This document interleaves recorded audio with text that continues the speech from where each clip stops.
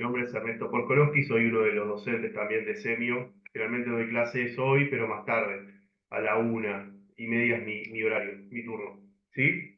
Hoy la idea es hablar un poquito de semiología, de algunas patologías semiológicas de la parte gastrointestinal. Ya la semana pasada estuvimos viendo algunos síndromes frecuentes, como eran náuseas y vómitos, no sé si lo vieron. Y ¿qué más habíamos visto? Creo que náuseas y vómitos era uno, y el otro era, no me acuerdo si era diarrea, creo, diarrea y constipación. Constipación y diarrea, claro. Así que bueno, la idea es hoy hablar de un poco de lo que es disfagia, acalasia, dispepsia, síndrome ulceroso, enfermedad de reflujo, bueno, gastritis, síndrome pilórico, es decir, son varios síndromes que están asociados más que nada a todo lo que es la vía digestiva alta, ¿sí? Todo lo que tiene que ver con esófago y estómago.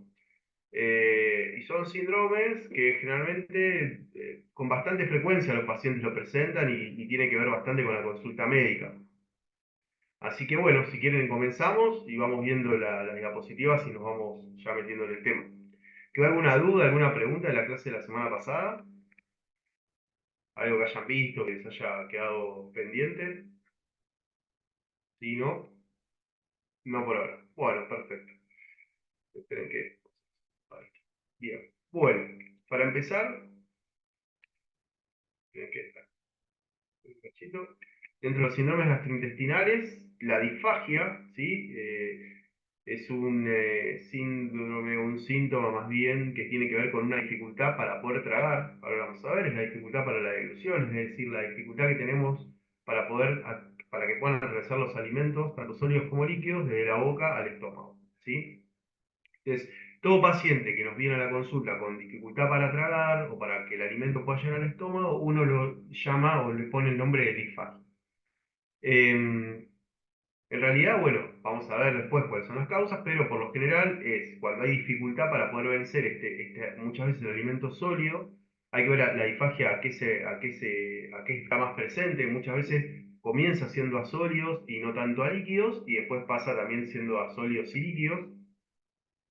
Obviamente que el paciente va a intentar vencer esta dificultad, muchas veces tragando agua o haciendo algunos movimientos con el cuello, ¿sí? Como para ver si con eso logra vencer esa dificultad. Generalmente la podemos diferenciar o clasificar en dos tipos de disfagia. Está la orofaringia, que es desde la boca, el esófago superior, es decir, es toda la dificultad para tragar que tiene la parte más que nada alta, ¿sí? Y tiene que ver con el problema para iniciar la erupción, y muchas veces en esta disfagia orofaringia aparecen todos los pacientes con con trastornos por ahí neurológicos, como secuelas de ACV o de trauma de cráneo, donde hubo alguna alteración a nivel neurológica central y quedó alterada la erupción, ¿sí? Son esos pacientes que tal vez no puedan comer por sí solos. Y después tenemos las esofágigas, que son las disfagias más bajas, donde hay una obstrucción más bien mecánica, que tiene que ver por ahí con algo neoplásico o con algún trastorno neurológico motor, pero más bien bajo, ¿sí? Dentro de lo que es la contractibilidad o contracción del esófago. Entonces, acuérdense, está la orofaringia y la esofágica. Todo paciente con enfermedad neurológica debería tener una evaluación de la deglución como para evaluar que trague bien y que todo el alimento que uno le da vaya realmente al estómago y no que se quede dando vueltas por ahí en lo que sería, digamos, la garganta, la boca o la vía aérea y que termine yendo a la vía aérea superior y corramos riesgo de que se aspire. Entonces, siempre es importante tener en cuenta esto. Pero recuerden que disfagia es la dificultad del paciente para poder tragar. Generalmente hay que hacer un buen interrogatorio, ¿sí? En el interrogatorio nos vamos a centrar generalmente, obviamente, en sintomatologías también extraesofágicas, como yo le decía hace un ratito, signos neurológicos, tanto piramidales como extrapiramidales, que tenga una ACV o no, que tenga algún tumor cerebral, que tenga algún trastorno previo, alguna enfermedad desmielinizante. Si vemos además debilidad muscular o tosis palpebral, seguramente va a tener que ver con algo neurológico central o periférico, pero asociado a enfermedades neurológicas, ¿sí? Por eso, siempre hay que buscar no solo quedarme con el síntoma del trastorno para tragar, porque tal vez el trastorno para tragar tiene que ver con un conjunto de otros trastornos neurológicos. Entonces, no me detengo solo en eso, sino que trato de investigar y buscar otras causas. Obviamente, además de la disfagia, es importante hacer hincapié y preguntar sobre infecciones, sobre neumonías.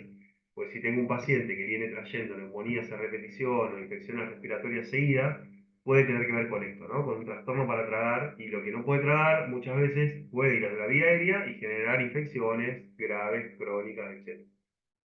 Entonces, tenemos que hacer un buen interrogatorio y un buen examen físico que vaya a encontrar otras causas o mecanismos por los cuales el paciente puede tener disfagia. ¿Está bien? Eso más que nada a lo que es la semiología inicial de la disfagia. Por otro lado, tenemos otro signo o síntoma también llamado acalasia. Que a diferencia de la disfagia, la acalasia es la dificultad o la alteración en la contracción normal del esófago. Es decir, el esófago tiene que tener un cierto mecanismo o movimiento peristáltico para contraerse de forma, digamos, normal, de arriba hacia abajo, es decir, desde la zona superior del esófago hacia el inferior y vaciarse en el estómago. Hay ciertas patologías, ciertas enfermedades que alteran esta contractibilidad normal del esófago, ¿sí? A su vez está asociado también a una contracción aumentada del esfínter esofágico inferior, y esto va a llevar a que se dilate y se extienda todo el esófago, y obviamente va a generar dificultades para que el paciente pueda tragar, deglutir o que el alimento llegue al estómago como corresponde. Fíjense en la imagen, van a ver esto, ¿no? Por ahí un esfínter esofágico que se cierra mucho, ¿sí? Inferior, y un esófago dilatado, producto de este trastorno tanto a nivel motor de la contracción como también por muchas veces un aumento del tono del esófago. Bien. Entonces, los signos y los síntomas va a ser obviamente una disfagia persistente, un trastorno para tragar que no cambia, es decir, es progresivo. Eh, Hay una sensación de pesadez en el tórax porque como el esófago está distendido, aumentado de tamaño y lleno de alimento, muchas veces queda como pesado, ¿sí? El tórax, porque ese alimento no llega al estómago. Puede haber dolor torácico post ingesta y obviamente va a haber regurgitación y pérdida de peso porque ese alimento queda en el esófago y puede volver. Eh, las complicaciones, obviamente, como yo les decía hace un ratito, todo lo que es broncoaspiración, neumonías, esofagitis, cáncer de esófago, entre otras causas. Es decir, todas las complicaciones propias de un esófago que no puede vaciarse o liberarse rápidamente de los alimentos. Dispepsia tal vez sea algo, una definición un poco más, ¿cómo decirlo? General o global. Es como que engloba muchos signos y síntomas, pero en definitiva es difícil a veces decir qué es puntualmente una dispepsia. ¿Por qué? Porque es lo que nosotros llamamos como un malestar, un dolor o un malestar localizado en la región superior del estómago, del abdomen, mejor dicho, que puede ser crónico, recurrente, es decir, es esa molestia, ese malestar generado por un trastorno en el vaciado gástrico, donde hay un ardor, una molestia, pero no termina de definirse con claridad. Puede ser multicausal, puede ser a veces un aumento de la sensibilidad acidez gástrica, y por otro lado, a la presencia de una bacteria que se llama Helicobacter pylori. No sé si alguna vez escucharon nombrar esta bacteria. ¿Sí? ¿La conocen? Sí, sí, sí, Bueno, justo también sería la estamos viendo.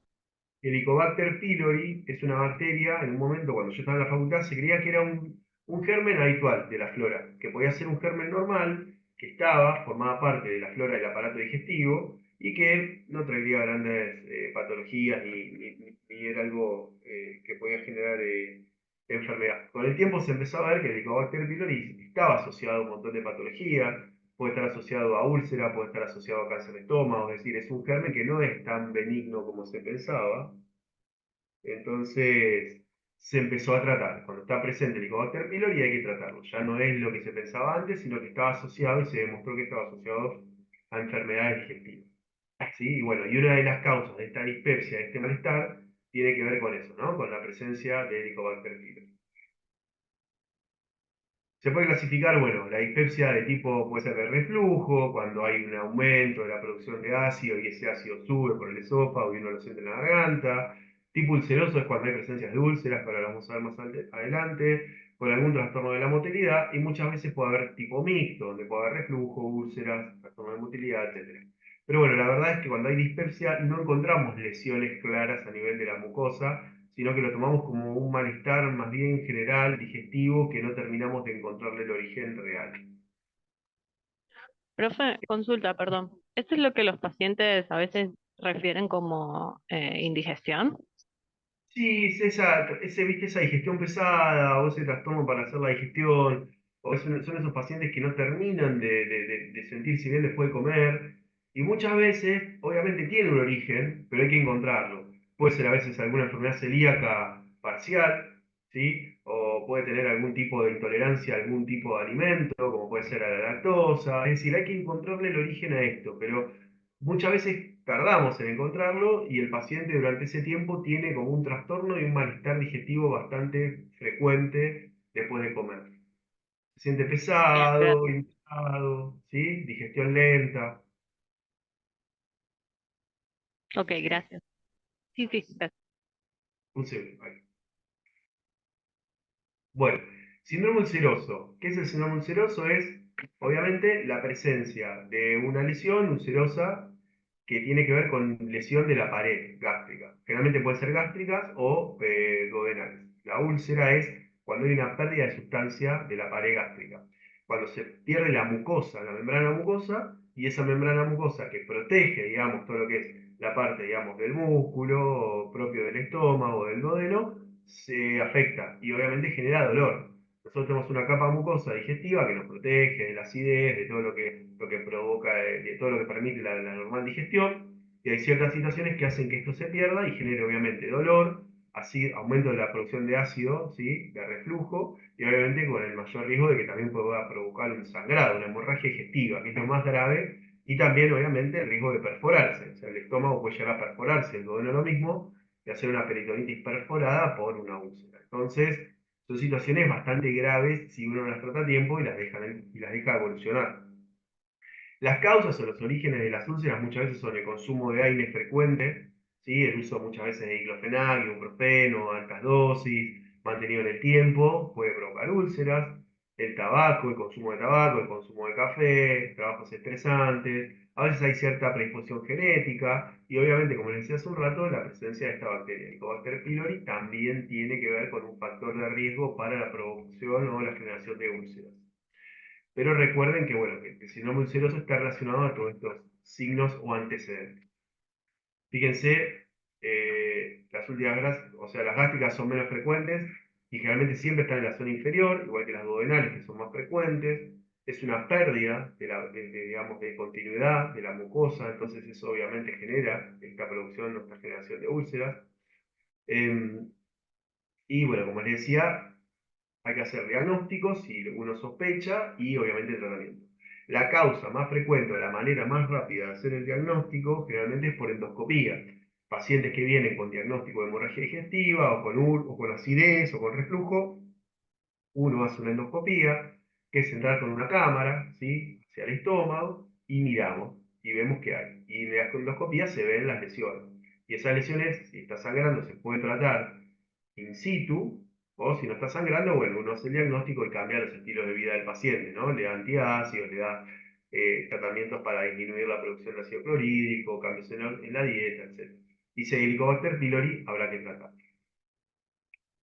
Profe, perdón, en un paciente que entra por guardia, ¿no? Obviamente Sí, porque entra por una hematemesis o así, sí. eh, ¿se le va a hacer ahí o sea, se deja enfriar el cuadro o se espere o de una vez se hace, por ejemplo, la Se endoscopía? hace de una vez.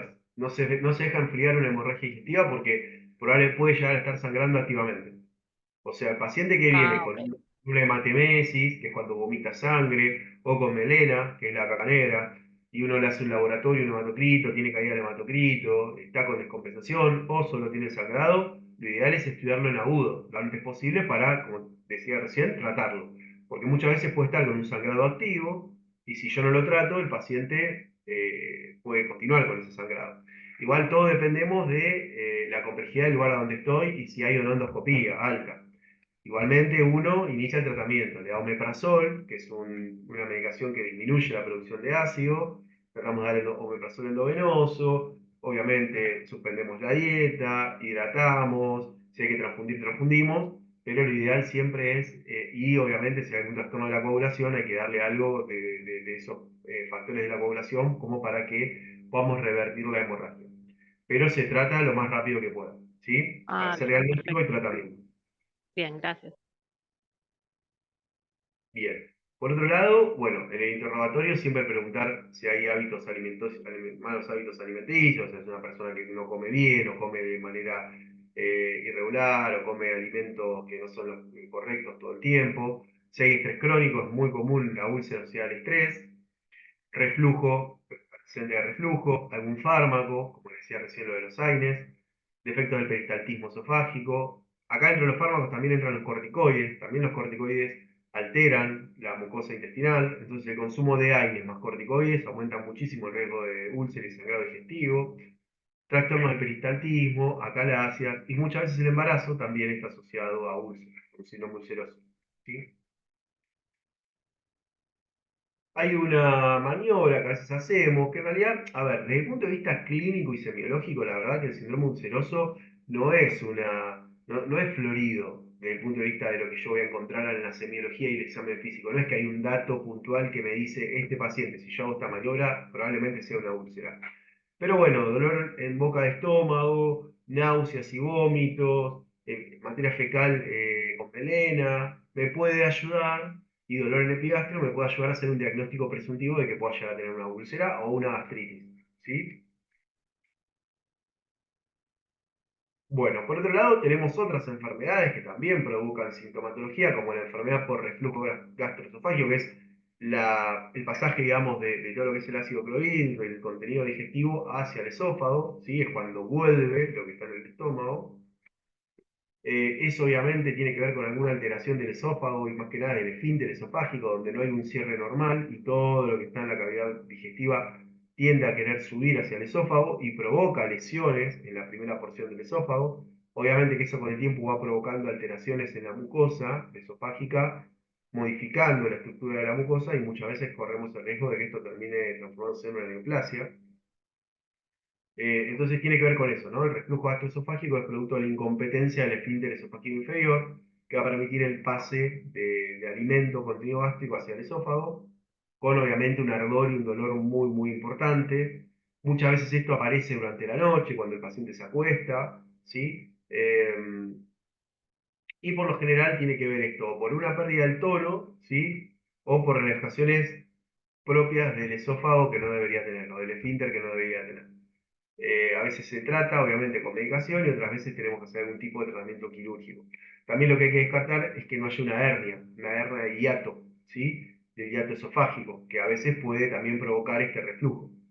La hernia, obviamente, se opera, se hace una cirugía para evitar ese pasaje entre estómago y esófago y toda esa sensación de reflujo. La etiopatología es la alteración de la unión esófago-cardial, como les mostraba recién, estar mucho tiempo erguido, aumento de peso, el sobrepeso hace que aumente obviamente el tamaño de la cavidad digestiva y eso hace que pueda tener mayor riesgo de reflujo, malos hábitos alimenticios de consumo, abuso de alcohol, tabaco, etcétera, fármacos anticolinérgicos, antihistamínicos, antidepresivos, antagonistas del calcio, progesterona, todos estos disminuyen la contracción muscular y eso hace que disminuya la contención que produce el esfínter esofágico inferior del esófago.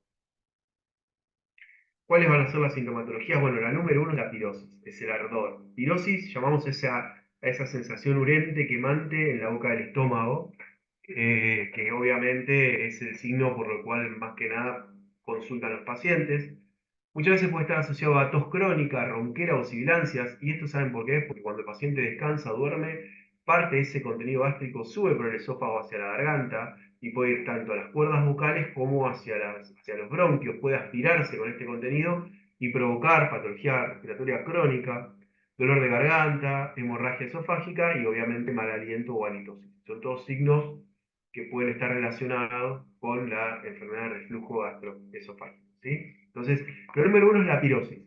Y siempre también sospechenlo en pacientes con enfermedad pulmonar crónica, que no fuman, que no son asmáticos y que comienzan con esto, ¿no? Ronqueras, sibilancias, buscar que no se esté aspirando por la noche y que sea la causa de esta patología pulmonar. Bueno, acá un pequeño croquis o algoritmo de cómo hacemos el estudio de estos pacientes. Si tenemos un paciente con ardor, ¿sí? o pirosis en la región retroesternal epigástrica, está provocado por bebidas con cafeína, frutas cítricas, salsa de tomate, es decir, son todos, fíjense, alimentos que llevan aumento de la producción de acidez. Si esto es así, pensemos en reflujo gastroesofágico. Si no tiene que ver con alimentos, sé que sensación de quemadura intensa con sudoración, palidez y debilidad, sí, bueno, obviamente hay que buscar otra causa como puede ser una enfermedad coronaria, porque a veces la presencia de enfermedad coronaria tiene que ver con esto. Es decir, hay pacientes que hacen cuadros retroesternales, dolor epigástrico, con sensación de ardor y podemos estar frente a un infarto, ¿sí? Si está asociado al consumo de alimentos, bueno, pensemos o sospechemos el reflujo. Igual en todas estas situaciones se hace un electrocardiograma, tenga o no que ver con algún consumo de algún alimento de estas características para descartar el infarto, ¿no? Si uno descarta la enfermedad isquémica, la enfermedad coronaria, seguimos con el reflujo, alivia con alguna medida higiénica dietética apropiada y medicación apropiada, es decir, le doy omeprazol, le digo que deje de tomar café, que deje de tomar bebidas con alcohol y eso mejora los síntomas, sí, perfecto, lo más probable es que el paciente tenga reflujo. Si mejora, continuamos con este tratamiento que le instauramos. Si le hacemos el tratamiento habitual y no mejora, hay que hacer una endoscopía, porque por más que iniciamos tratamiento, el paciente no está mejorando, hay que descartar que no haya otras causas. Y en la endoscopía ahí podemos determinar el pH esofágico, que es lo que se usa como diagnóstico gold estándar para saber si hay reflujo. Si no hay, si esto es normal, digamos, si la manometría y la evaluación es normal, hay que descartar otras causas, generalmente psicosociales o nerviosos o lo que fuera, pero descartamos ya la patología estructural.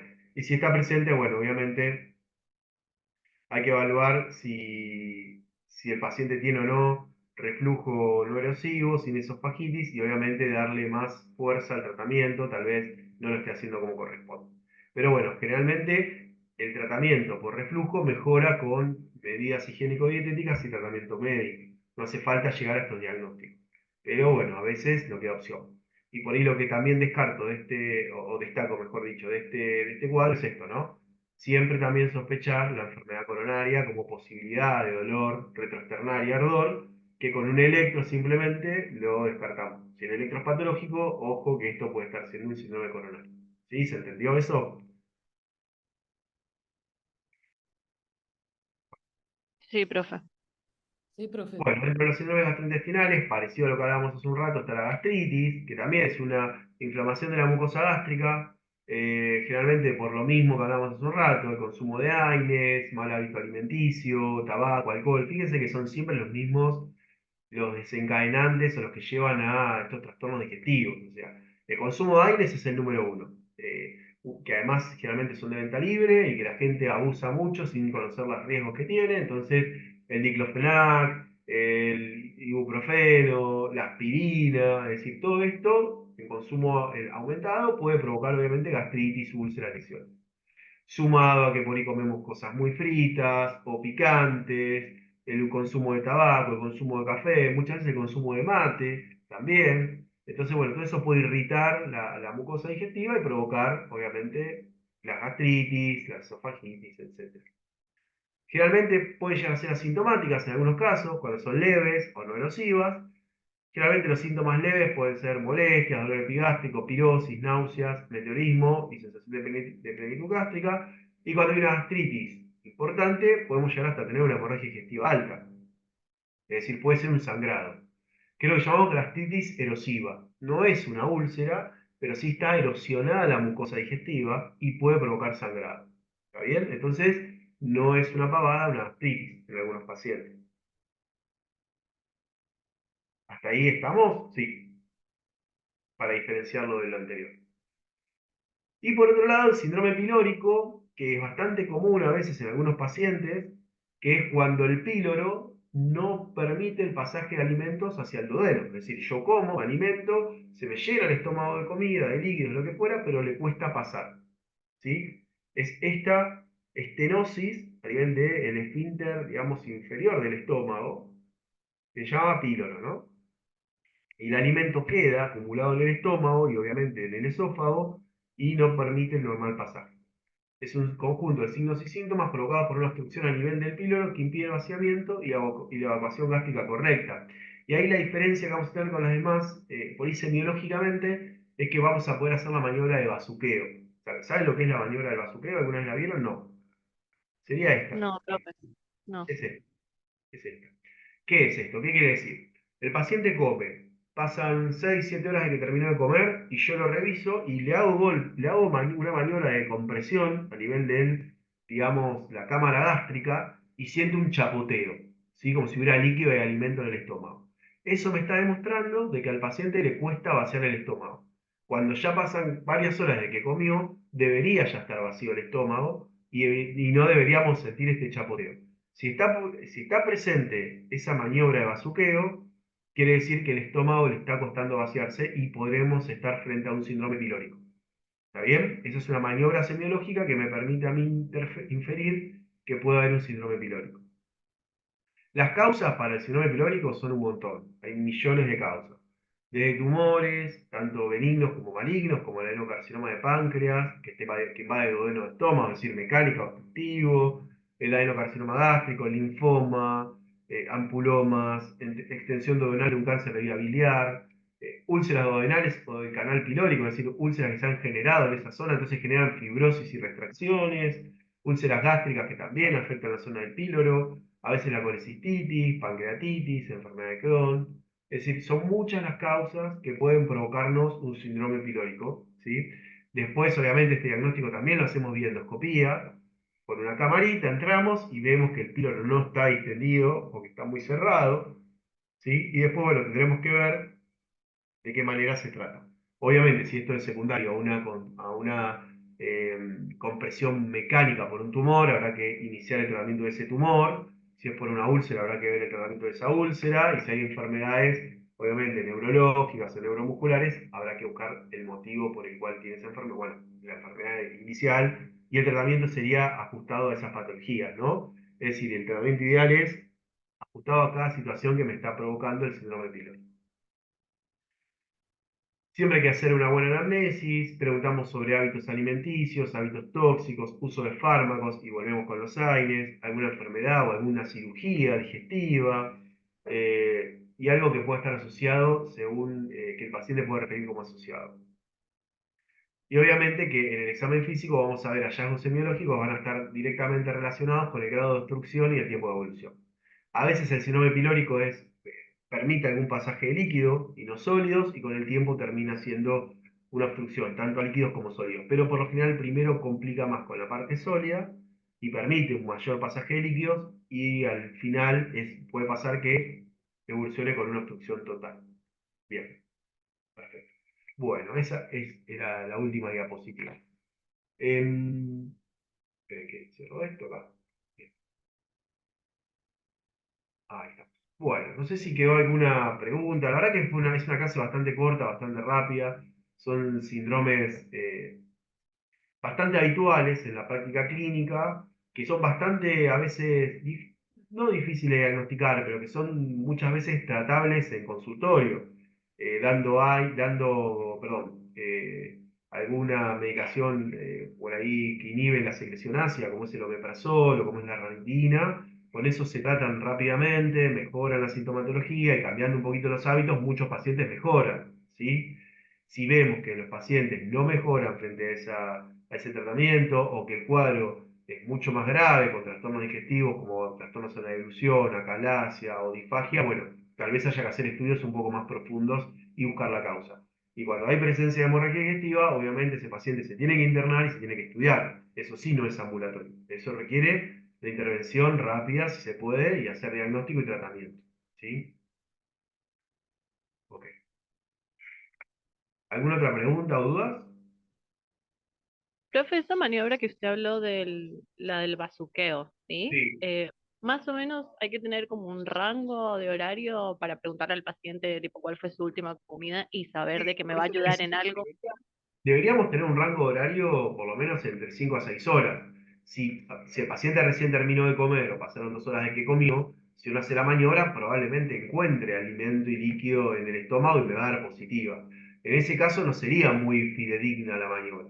Ahora, si ya pasaron varias horas, 6 o más horas de que comió y sigue el estómago ocupado con alimentos, ahí sí tengo que sospechar que hay un enlentecimiento en el vaciado gástrico. ¿Se entiende? sea, y ahí es donde a mí me serviría la maniobra. Cuando pasó ya bastante tiempo, yo iría 6 horas o más desde que el paciente se alimentó. Ahí sin Bien, duda algo está pasando. bien. ¿Sí? Y ahí entonces yo tomaría la decisión de seguir haciendo otro estudio más profundo, ¿cierto? Y En ahí, ese caso. exacto, ahí habría que estudiarlo y ver por qué tiene ese vaciado gástrico el lentecido. Habría que ver por qué le está costando vaciar el estómago. Y en ese caso, si esto se perpetúa en el tiempo, o preguntarle obviamente antecedentes, ¿no? Neurológicos, alguna enfermedad concomitante, si está tomando alguna medicación, si está asociado a alguna situación puntual. Si descartamos, qué sé yo, que el paciente no tiene ninguna enfermedad neurológica, que no está tomando medicaciones nuevas, que pueden enlentecer el tránsito intestinal, es decir, si todo eso se descarta, si no hay ninguna enfermedad asociada, bueno, habrá que por ahí pensar en hacer alguna endoscopía como para poder llegar a ese diagnóstico. Claro, o antes por ahí, si es algo que empezó de repente, se evaluaría hacer, por ejemplo, una tomografía como para descartar, sería algo neoplásico y después se haría Bien, la videoendoscopia. la tomografía te va a ayudar porque si hay algo neoplásico, o alguna masa o algo obstructivo mecánico, en la tomografía muchas veces se ve. Sirve también Bien, como estudio complementario. Igualmente, si hacemos la tomografía, en ese caso convendría hacerla con contraste, tanto oral como endovenoso, porque el contraste oral también va a encontrar un stop en el pasaje a nivel del estómago. Y vamos a encontrar que no va a progresar como debería desde el estómago al resto del duodeno o intestino delgado. También me sirve como estudio complementario, digamos. bien, gracias, profe. Así que también serviría en ese caso hacer una tomografía. Ya ahí entraría como en una batería de estudios para ver cuál puede ser la causa de esa obstrucción. ¿Sí? Sí, Si gracias. todo esto se descarta, por ejemplo, hacemos tomografía con contraste y es normal, endoscopía y no encontramos nada, bueno, habrá que buscar causas mecánicas o fisiológicas de un trastorno de la motilidad intestinal, ¿no? ¿Qué está pasando? ¿Por qué se lentece el tránsito? Bueno, habrá que ver también otras causas que por ahí no vemos a nivel de imágenes, pero sí pueden estar sucediendo en la contracción de tanto del estómago como del esófago, o Claro, ahí algo por... neurológico también podría ser, ¿cierto? Y ahí se hace lo que llamamos a veces estrago de bario o estudios contrastados, que lo que hacemos es darle al paciente que tome un contraste y vemos por una imagen radiológica qué pasa con su esófago. Si se contrae bien, si queda distendido, si queda dilatado, y eso nos ayuda a hacer diagnóstico.